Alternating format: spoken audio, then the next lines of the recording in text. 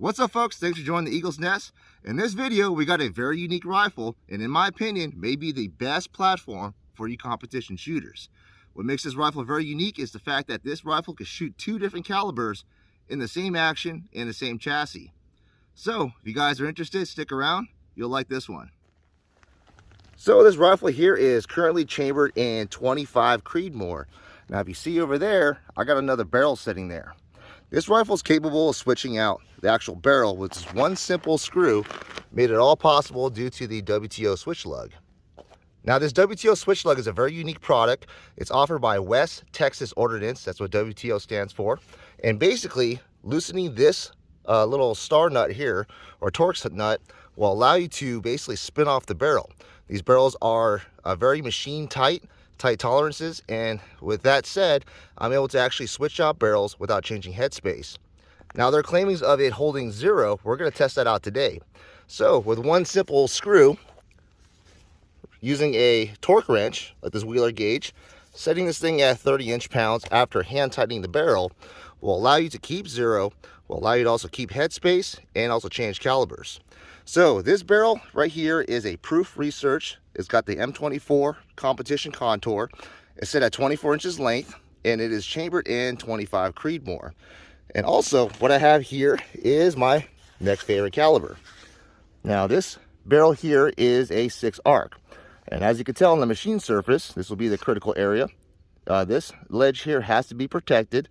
This machine surface is very tight tolerance for that WTO Switch Lug.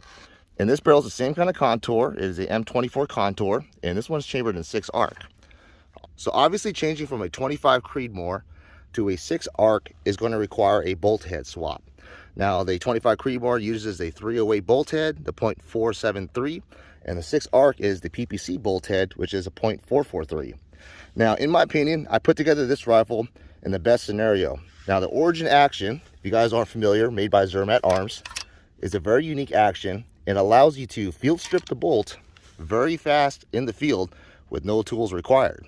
So let's give this thing a test. We're going to shoot the 25 Creedmoor, be the first shots down this barrel at 100 yards, see what kind of group we get. I just got it bore sighted in about a few minutes ago, so hopefully we're on paper, and we'll see how she does.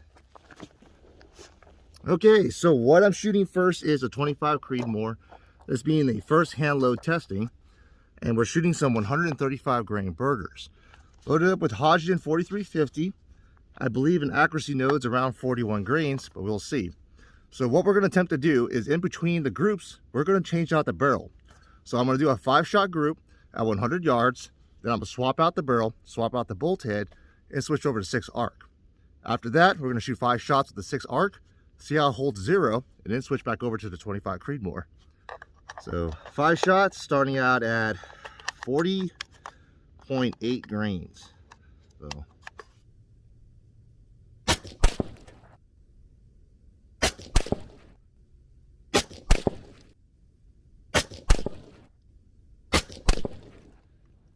okay, so about MOA is what that is showing right now. So that was the first 5 shots. Seemed like its scope is pretty zeroed. We'll see what kind of point of impact change we got with the 6 arc. So let's go ahead and swap out this barrel. I'll show you how that's done. Okay, first things first is we're going to take off our suppressor, since I'm going to be shooting suppressed also on my 6 arc. This is just a direct thread suppressor. Obviously the rifle is clear, in case you guys are wondering. So here's our suppressor. The next thing we're going to do is crack off that Torx nut screw on the WTO Switch Lug. So we'll back it out, and then what it'll allow me to do is basically crack loose the barrel. Now from here, what I'm going to do is actually tilt the actual rifle upwards and screw off the barrel. That way I get even pressure and I don't mess up the threads. So we're going to take the rifle, and obviously this thing is cleared, and I'm just going to go ahead and spin off this barrel. Now this still is a 20 TPI thread, so take quite a few turns. Once that comes loose, there's the barrel, and the number one thing you want to do is protect the breech end, especially that ledge right there. So I'm gonna go ahead and set this rifle down, get the other barrel, and we'll go ahead and screw this down. So we're being very careful. Those machine surfaces are very tight tolerance. So we're going to screw this down. There's a little bit of light grease on this. And honestly, when I build these rifles, I don't recommend putting grease. But that's on a traditional shouldered barrel. On this one being just hand tight, that's fine. So we'll find it hand tight, snugged, and go ahead and screw down our suppressor. Okay. Now that ain't going nowhere, and in theory that should hold headspace. And to be honest, I did check this. I torqued this on and off about 15 times, and it is spot on the headspace. As long as you get the hand pressure exactly right. You know, you want to be uniform. You don't want to gorilla this thing on. You want to basically just snug it up. You'll feel it to where it just goes crack, and it just dead stop. So from here, we're going to tighten up the WTO Switch Lug. Okay, next up, we're going to set our torque wrench at 30 inch-pounds. So this is a Wheeler torque wrench. Get right there on the torque screw itself. And 30 inch-pounds. Okay, so that's the barrel swap. Now we got to change out the bolt head. Now this is a very easy thing to do on Zermatt Arms actions, and basically it is a toolless design. You grab the back of the bolt head and twist it clockwise until it pops up as so. From there you can pull your whole firing pin assembly. Now from here we're going to use the fire pin assembly to push out the retainer pin for the actual bolt head. So putting pressure in the front like this, you can push down and remove your retainer pin. So that pin's going to come out. That allows you to get the bolt head and remove it. So next, we're going to swap in. Keep in mind the orientation. We're going to swap in the PPC bolt head for the 6 arc, which is this one. If you guys don't believe me, here's the other one in my hand. So put the retainer pin back in and put the firing pin back in. Find where it indexes on the notch, push down, and rotate counterclockwise until it gets to the notch. And there you go, you got yourself a converted 6 arc bolt. Then after that, you're able to put that back into the action, as long as you got that bolt head orientated correctly, and get yourself your mag. Okay, so we're going to go ahead and try out some 105 hand loads, see how these things do. We're going to shoot the second row. We'll keep all the 6 arc all on the same line there. Second row, left target. All right, looks like it's top left. Looks like 4/10 left and 4/10 high.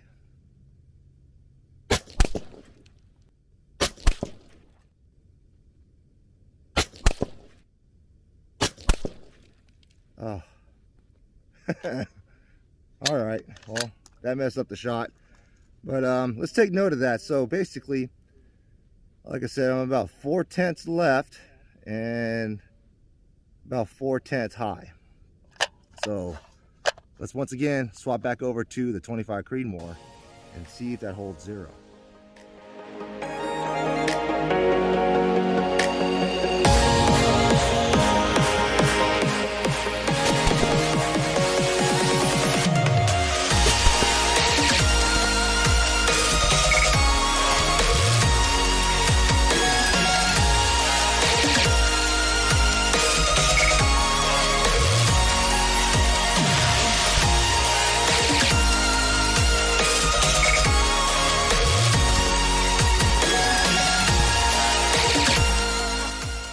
Okay, so the target's downrange.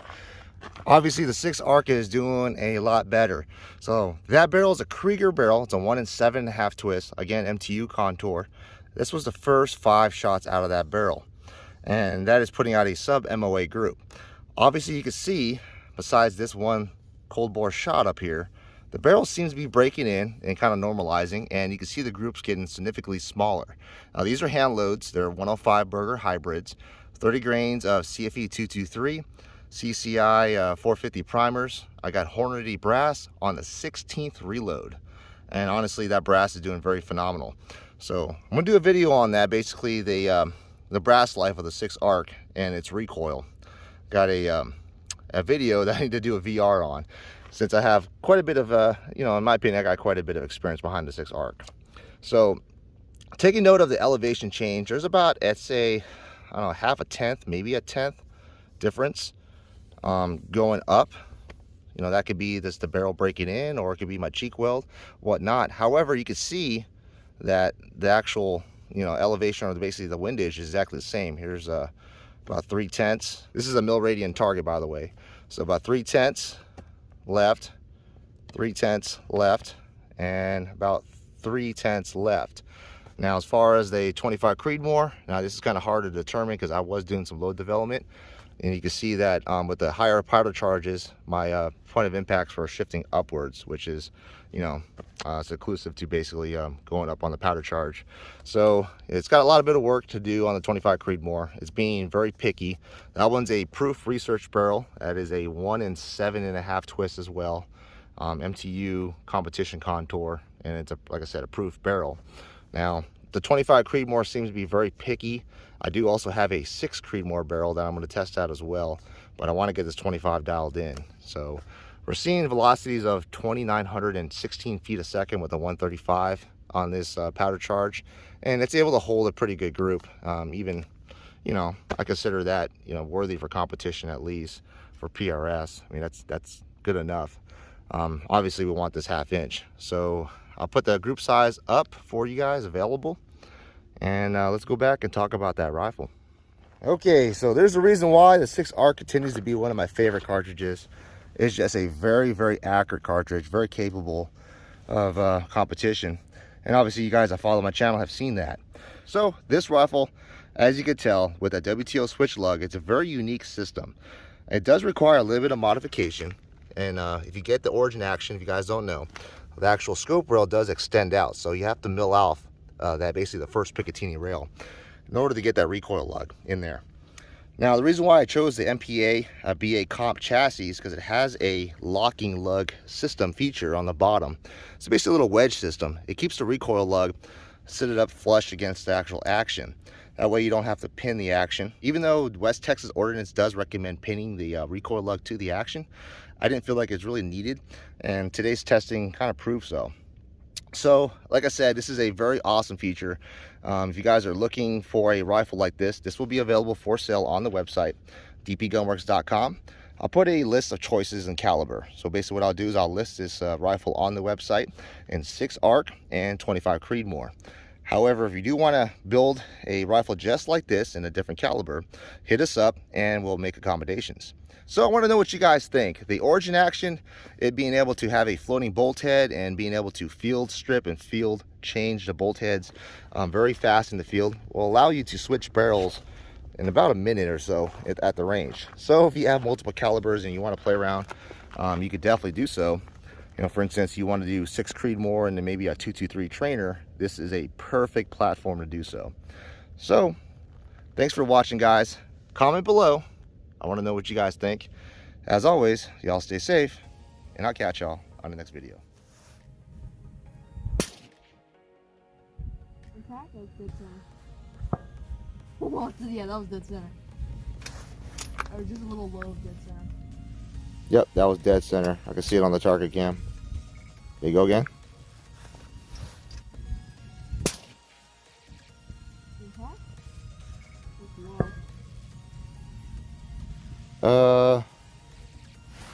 Yeah, just do one more and see where that hits.